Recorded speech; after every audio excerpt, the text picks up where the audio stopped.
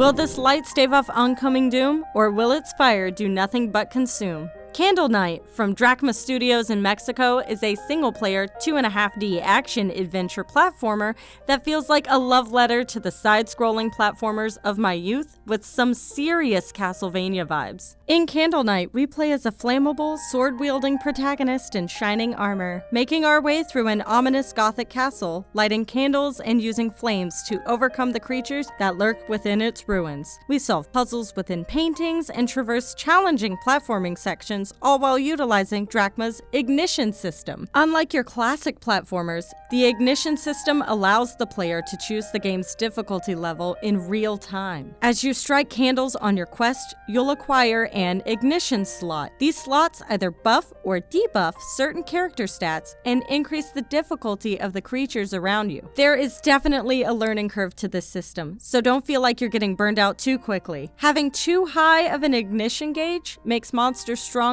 while not enough ignition means you have less defense. Even doing a pacifist run and trying to avoid all enemies, I was still getting hit left and right. You do learn new abilities as you progress that help balance things out a bit, but in the meantime, players with a hot head can expect some frustration. When the developers say this game takes inspiration from the Dark Souls series, they aren't kidding. While the controls are intuitive, everything comes down to timing your leaps and bounds and finding the opportune moments to strike your enemies. I will say the blocking system was difficult to get a hang of at first, and there were times where a creature would light, leading me to believe it was a good time to parry or block, only to burn me in the end. Luckily, there is a checkpoint system where you can respawn at the last ignited chalice within the game, and a wonderful merchant with a selection of wares to replenish your health and ignition gauge. Candle Night also features an inventory system where you can keep track of what type of equipment you have and upgrades, as well as any other items you may collect. I did run into one hitch in the game that brought my progression to a screeching halt. I was tasked with finding 3 books,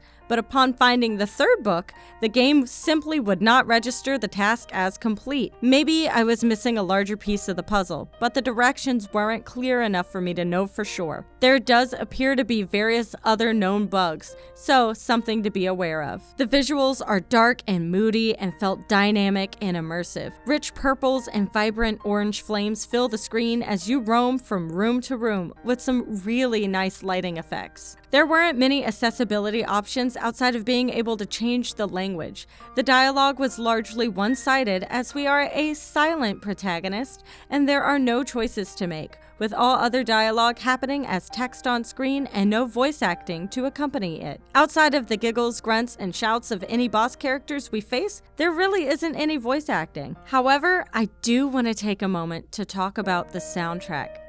The soundtrack! When I loaded up Candle Night for the first time, I was greeted by this beautiful, haunting, symphonic melody that kept me on the title screen for a few good minutes just enjoying the composition. It was whimsical and mysterious and curious, all of the things this game strives to be. My hat's off to their composer, who goes by Hugsbro on SoundCloud. Big hugs, bro. Overall, I'd say this game is less about the story it's trying to tell and more about platforming, combat, and puzzles. If you're burning for a game as punishing as Dark Souls with some of the charm of Little Nightmares, this is a game for you.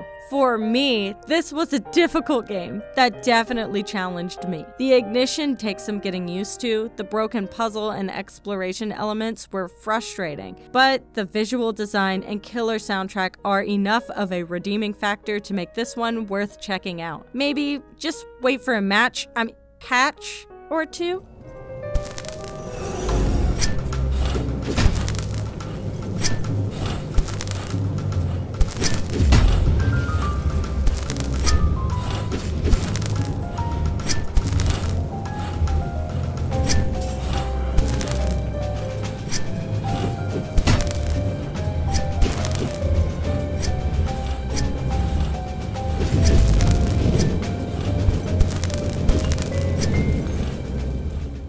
Thank you so much for supporting clickbait-free independent content here on YouTube. Remember to hit the like button and subscribe to help us bring a voice to the voiceless ones in gaming, and be sure to check out patreon.com/idreamofindiegames, where we can together defeat the gaming echo chamber.